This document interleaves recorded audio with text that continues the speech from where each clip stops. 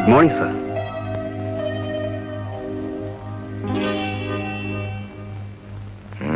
నువ్వేనా జాతిపితవి? కాదు సార్, కనీసం ఒట్టి పితను కూడా కాను. పెళ్ళవలేదు గనక. కొంతమంది మాత్రం ముద్దుగా నిరుద్యోగ పిత అని పిలుస్తూ ఉంటారు. నువ్వు ప్రాక్టికల్ జోకులే కాకుండా మామూలు జోకులు కూడా బాగా వెయ్యగలవన్నమాట. గుడ్. చూడబాయ్, జోకులు వేసేవాళ్ళంటే నాకు చాలా ఇష్టం, కానీ నా మీద జోకు వేసేవాళ్ళంటే నేను వాళ్ళంతేదో చూడకుండా నాకు నిద్ర కూడా పట్టదు. ఇంటర్వ్యూ ప్రారంభిస్తాను. మొదటి ప్రశ్న, నీ ఇల్లెక్కడ? నా ఇల్లంటూ ఏమీ లేదు సార్. నేను ఉండే ఇల్లు మాత్రం ఊరి చివర చిన్న పాక. సెకండ్ క్వశ్చన్, నీ ఇల్లు అదే నువ్వు ఉండే పూరి పాక ఇక్కడి నుంచి ఎంత దూరం? 15 కిలోమీటర్లు. ఇక్కడికి నువ్వు ఎలా వచ్చావు? నడిచి. లాస్ట్ అండ్ ఫైనల్ క్వశ్చన్, తిరిగి ఎలా వెళ్తావు? నడిచే వెళ్ళాలి.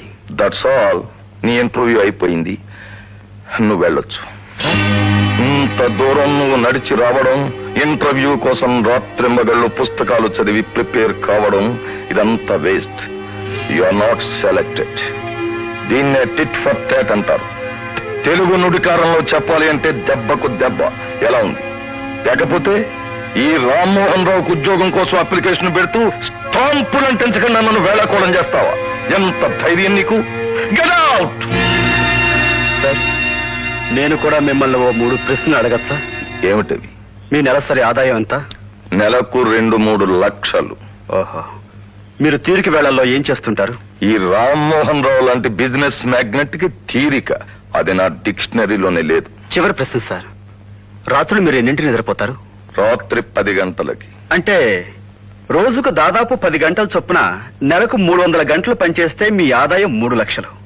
15 రోజులకు 1,50,000, వారానికి 75,000, రోజుకి 10,000, అంటే గంటకి 1,000 రూపాయలు. ఇప్పుడు మీరు నాతో మాట్లాడి వేస్ట్ చేసిన ఈ పావుగంట ఖరీదు 250 రూపాయలు. నెలకి నా ఉద్యోగానికి మీరు నాకు ఇస్తానన్న జీతం. అంటే ఇప్పుడు నేను మీకు 250 రూపాయల ఆదాయాన్ని రాకుండా చేశానన్నమాట. ఎలా ఉంది సార్ ఈ టిట్ ఫర్ టాట్? వస్తా. ఆగు. Come here. ఇంత తెలివైన వాడివి ఈ ఉద్యోగానికి ఎందుకు వచ్చావు? నాకంటే తెలివైన వాళ్ళు, చురుకైన వాళ్ళు ఇంకా తక్కువ జీతానికి పనిచేస్తున్నారు సార్ ఈ దేశంలో. అలా ఎందుకు జరుగుతోంది? అవసరం. తనను తాను బతికించుకోవాల్సిన అవసరం. నిజంగా వాళ్ళు తెలివైన వాళ్ళు అయితే ఆ తెలివితేటలను ఉపయోగించుకుని డబ్బు సంపాదించుకోవచ్చుగా. చూడండి రామ్మోహన్ రావు గారు, ఈ లోకంలో ప్రతివాడి లక్ష్యం కేవలం డబ్బు సంపాదించడం కాదు. ఒక్కొక్క మనిషికి ఒక్కో లక్ష్యం ఉంటుంది. ఉదాహరణకి ఒక సైంటిస్టు లక్ష్యం ఏదో కొత్త విషయం కనిపెట్టాలని, ఒక డాక్టర్ తన వృత్తిలో ఏదో గొప్పదనం సాధించాలి, ఒక రచయిత ఓ మంచి రచన చేసి ప్రయోజకత్వం సంపాదించాలని.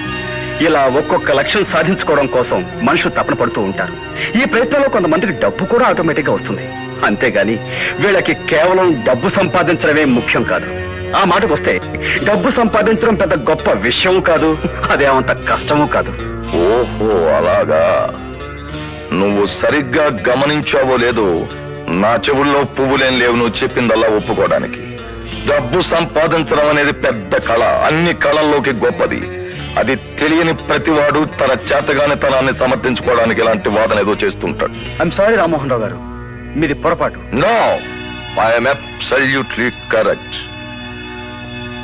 తనకి అందుబాటులో లేని దాని గురించి తక్కువగా మాట్లాడి ఆత్మవంచన చేసుకోవడం మనిషి అలవాటు, లేకపోతే బ్రతకలేడు. అందమైన భార్య దొరకని వాడు ఆ అందంలో ఏముందిలే, మనస్సు మంచిదైతే చాలు అంటాడు. పాకల్లో ఉండేవాడు మేడల్లో ఏముందిలే, హాయిగా బ్రతికేస్తే చాలు అనుకుంటాడు. తీపి దొరకనివాడు చేదుని, వెలుగు దొరకనివాడు చీకటిని మెచ్చుకుంటాడు. అలాగే నీలాంటి దరిద్రులు డబ్బును చులకన చేసి మాట్లాడతారు. రామ్మోహన్ రావు గారు, ఏం దరిద్రుడు అన్నానని కోపం వచ్చిందా? అదేం తిట్టు కాదబ్బాయ్, డబ్బు లేని వాడిని పిలిచే ఒక మామూలు పిలుపు. రామ్మోహన్ రావు గారు, డబ్బు లేక దరిద్రులైన వాళ్ళని చూసి జాలి పడచ్చు కానీ ఒక సంస్కారం లేని దరిద్రుని క్షమించలేం. చూడండి, డబ్బు సంపాదించడమే నా ధ్యేయం అయితే 5 సంవత్సరాల్లో 50 లక్షలు సంపాదిస్తాను. పిచ్చివాగుడు కట్టిపెట్టి 5 సంవత్సరాల్లో 50 లక్షలు.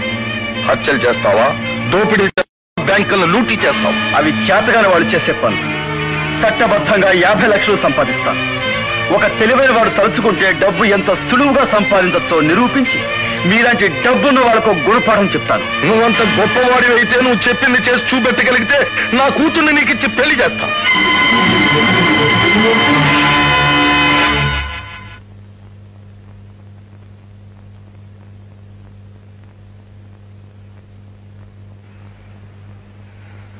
సరే, ఈ పందెం నాకు ఇష్టమే. ఆల్ రైట్, నువ్వు వెళ్ళొచ్చు. మరి అగ్రిమెంట్? వాట్? అవును, ఎదుటి మనిషిని నమ్మకపోవడం అనేది ఈ క్షణం నుంచే ప్రారంభమైంది. మనం అగ్రిమెంట్ రాసుకోవాలి. ఎంత ధైర్యం నీకు? నెగ్గగలవనేనా? Yes, it's my challenge.